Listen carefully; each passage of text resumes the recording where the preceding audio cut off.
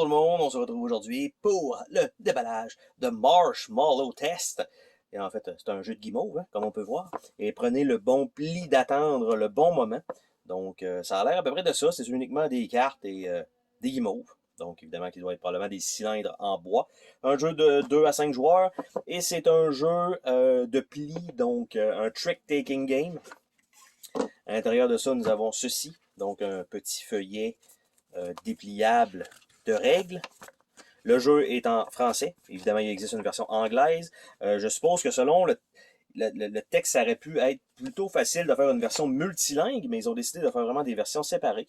Donc, voici le contenu du petit feuillet.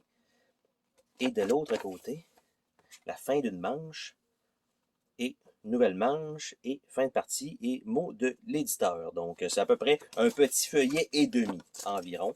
Donc, on a ça. On a ce qui semble être... Ben non, c'est vraiment des petites guimauves de foam. Donc, un peu molle. Ça, c'est cool. Je m'attendais à ce que ce soit des cylindres en bois. Mais non, c'est des petites guimauves. Donc, on a ça. Et on en a des plus petites un peu. Donc, je suppose que ça doit valoir 5 points. Ça va être des 1 point. Et on a un beau petit fond guimauve. Et on a un petit paquet de cartes.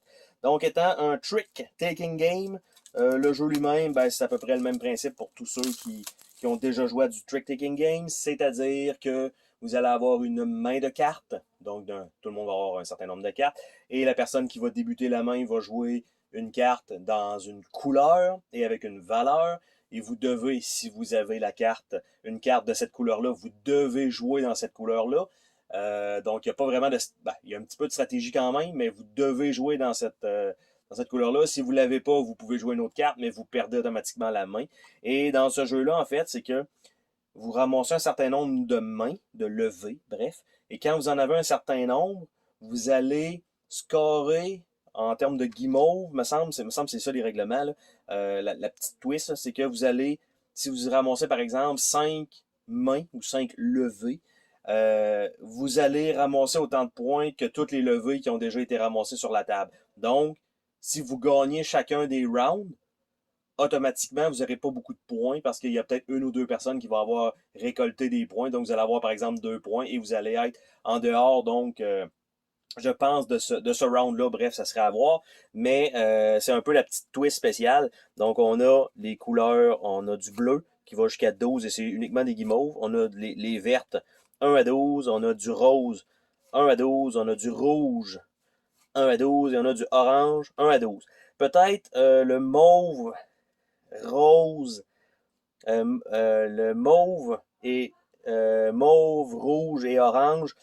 On aurait peut-être pu avoir des couleurs de cartes un peu différentes parce que, tu sais, sur la table, ça va quand même se ressembler un peu, j'ai l'impression, dépendant de l'éclairage et de l'angle, surtout si les cartes sont slivées.